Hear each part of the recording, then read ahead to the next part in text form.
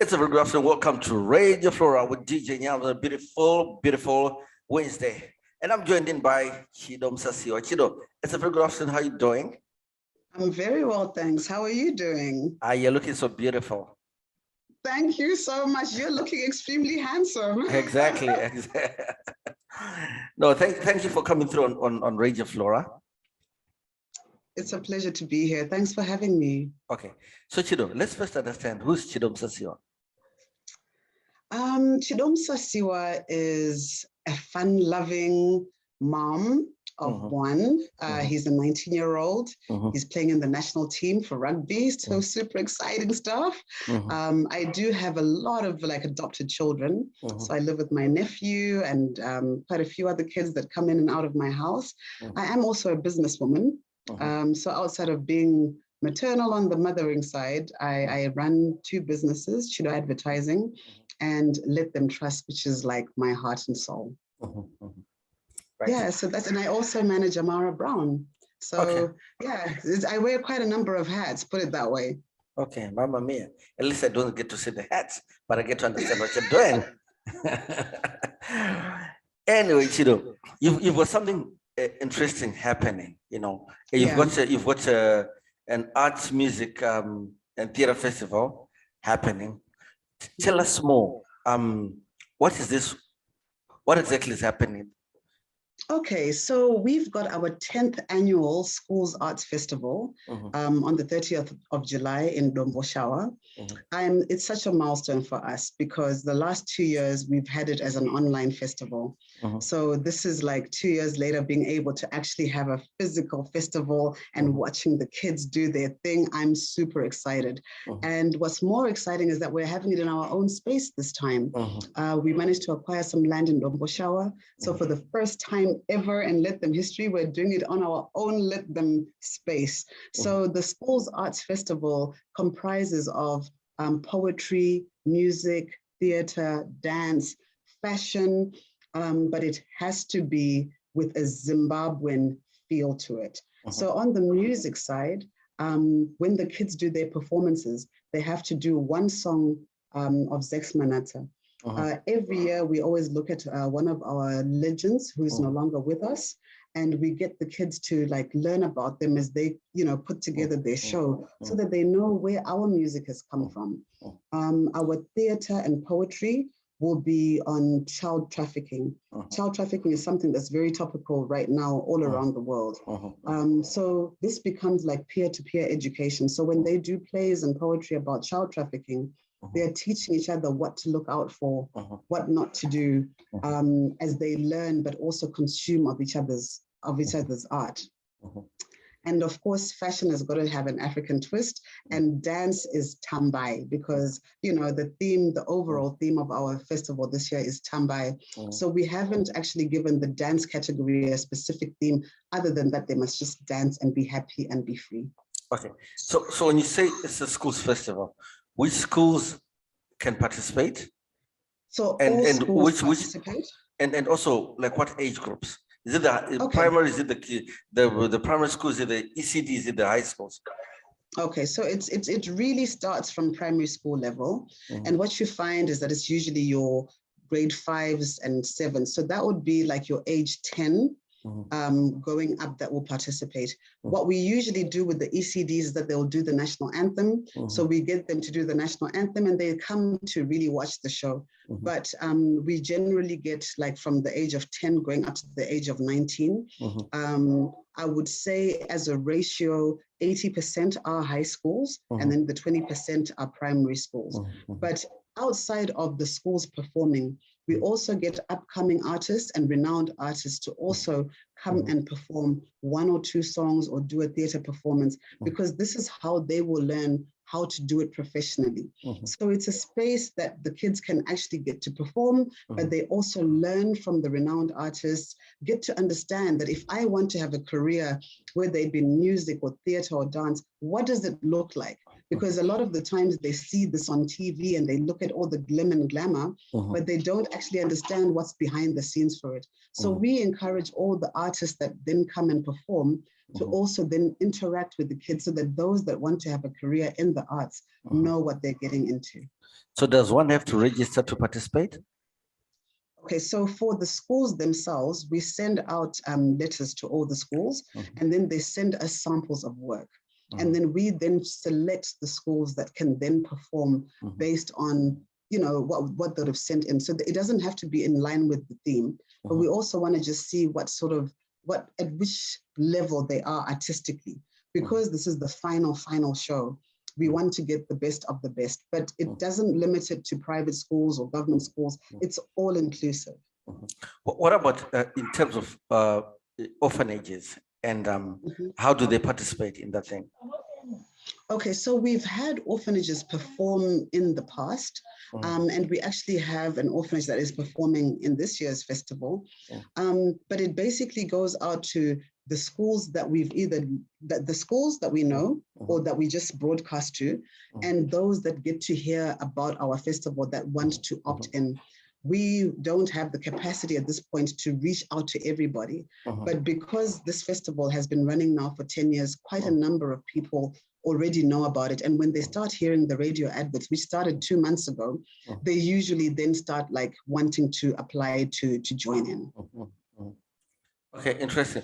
So take me through the day. It's a one-day festival, right? So take me through the day. What exactly will be happening during the day? From when it starts to end. Just to give us. I'm going to take you back. I'm going to take you back to what used to be. We used to do this as a 2-day festival. So on the Friday and the Saturday, Friday would be theater, poetry, and dance. And then on the Saturday was the music, fashion, and dance. This year, because we're having it in a space that is a bit further than what we would have normally done, because it was very centralized before in the CBD. Now, because it's in Domboshava, we are going to do everything at once. So the day, as it looks like this year, 7 o'clock, it kickstarts off with a 10-kilometer and a 5-kilometer run.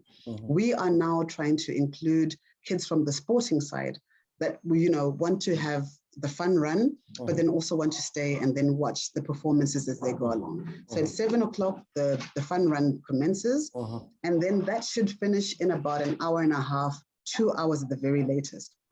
But simultaneously at 8 o'clock from Veridiana shops, we've got a roadshow procession with roadshow trucks and all our sponsors that are sponsoring this year's event doing a procession from Veridiana shops coming to our venue. And then we all congregate there, and then we officially open the event with the Sabuko, who is basically the person who is in charge of our area.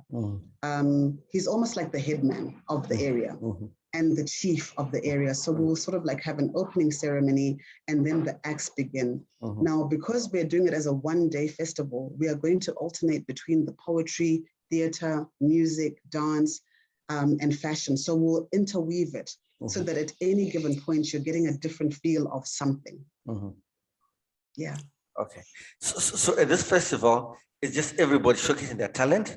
There's no winners, there's no losers, but it's just a day where people just come and showcase their talent. Yeah, it's a showcase of talent, but we do recognize outstanding acts. So we've got like a trophy for an outstanding female mbira player. And that was sponsored by Miss H. We had a competition before, but this year we're not doing it as a competition. But for the mbira players that will be there, there'll be an outstanding female prize, which is a floating trophy.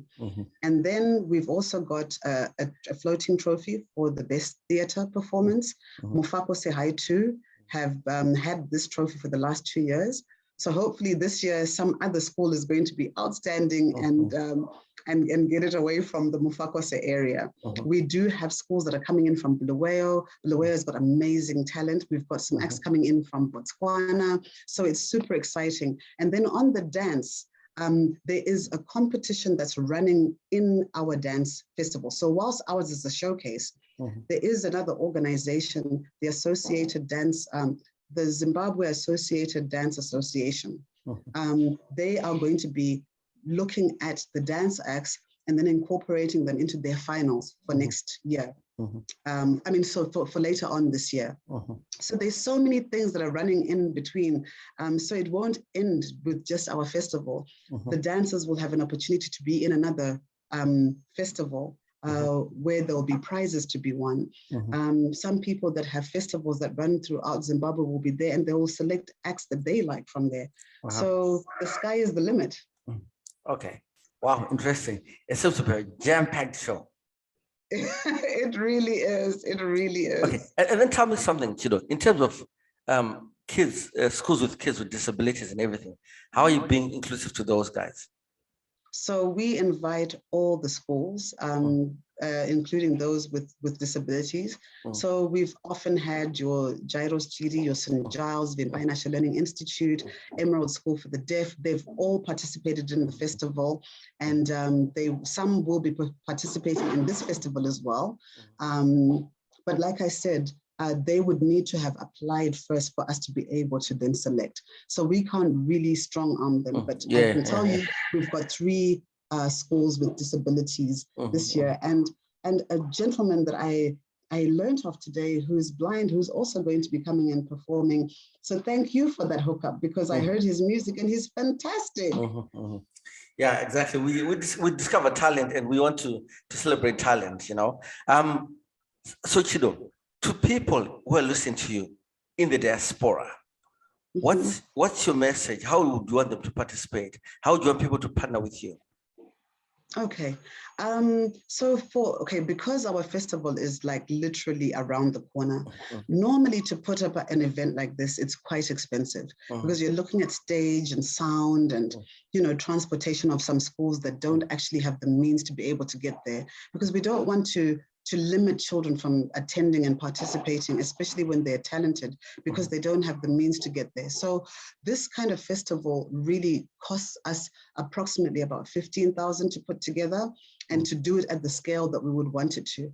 So we've got a Nostro account, we've got an RTGS account, we've got an EcoCash account. So what would help is just funds in which to be able to make this, you know, possible, particularly in terms of the prizes that we can then do for the kids, you know, and then just facilitating that they can get there without any issues. There are some schools that are more able than others. So that's the biggest thing. I think it may be very short notice for now, but we have to then start preparing for the next one immediately afterwards. But for the people in the diaspora, the space that we've acquired, whilst we're having the festival there this year, this is a space that we want to build a cultural village for schools to then come for school trips. So our big dream is to have 70 huts, and that all depicts the type of huts that we had around Zimbabwe. So that even if it's not a school trip, but like somebody's coming in from Germany or from England or from America, and they want to come and see a cultural space or something that depicts, you know, the villages that we used to visit when we were young, but they don't necessarily have them anymore because there's been a lot of migration into the city. You would be able to come into Harare and take a drive out to Domboshava. Domboshava is scenic and beautiful. And then you'd come to our space and then you'd see these huts that are there, do hikes or stay there with your kids for some time. So that's the big vision. And we're hoping that everybody pulls in so that we can build this village. And then you guys can all have a village to visit when you come into Zimbabwe. I think one of the ideas that I'll give you is if you can also set up a PayPal account. That's much more easy for most of the diasporians. Okay. Definitely, we'll look into that. Yeah. So what's the bigger vision? Let's say 10 years from now, where do you see this whole plan and project? 10 years from now, I'm seeing that we'll be fully operational. So schools and church youth groups and whoever wants to have a village experience will be able to come and stay at our place. There will also be a restaurant, so you'll be able to taste all the traditional food. There'll be a huge amphitheater, so performances will be able to be had. So all the schools that are in Domboshava that do not have school halls will be able to utilize our space to be able to do productions. But the big thing would be to have people like yourself come to do workshops with kids from Zim, from different schools, from the Domboshava community. I would love to see Beyonce coming to do some stuff with the kids there. You know, that gives her content, but that also gives our children experience with these amazing artists that are out there, and then learning from each other. So the whole thing is that we would like to have exchanges with not only the renowned artists from outside of Zimbabwe, but those that are in Zimbabwe, but also for schools from all over the world to be able to come to the Let Them Village and have an experience there. So Chido, you guys have website, social medias, contact details? We do. We do. So it's Let Them Trust, www.letthemtrust.org.zw. That's our website. And then we are very prominent on Facebook, and it's just Let Them Trust on Facebook, Let Them Trust on Instagram. And yeah, that's basically where you will find us. So and do you care to share which artists are going to be coming to grace your event this year? Okay, so we have got Nicola, we've got Tendex, we've got Rahim, we've got Abraham, who's a gospel singer, we've got Tanaka, who's an upcoming gospel singer. We've got Africara Dance Hub, which is like a school for dance, and they come and showcase. Music Crossroads is also coming to showcase, and those are just some of many that will be there this year. Okay, great, Chido. So Chido, we'll be waiting to watch the videos and photos of the event, and definitely we'll keep having this discussion next year, leading up to the event, so that we make the event bigger and better. Fantastic, fantastic. Well, I will definitely be sharing them. And for all those that will be watching, we'll be posting it after the event, because Domboshava, the network is not so great at the moment. So we will be sharing it on our Facebook page post-event, so you can see some of the things that we'll have done on the day. But have us in prayer and send us all the blessings and the good wishes. Don't worry, we're going to send you all the nice snow and the nice sunshine for the day. For sure, sure. Look forward to it. We don't want it to be cold because we're in the heart of winter. So hopefully, you'll send us a bit of sunshine for that day, for real. Yeah, we'll do that. All right, Chido, thank you so much for coming through on Radio Flora, and we wish you guys the best and hope you guys have fun on the day. Thank you so much for having me. All right, thanks, Chido. Auf Wiedersehen. All right, ciao, ciao, danke.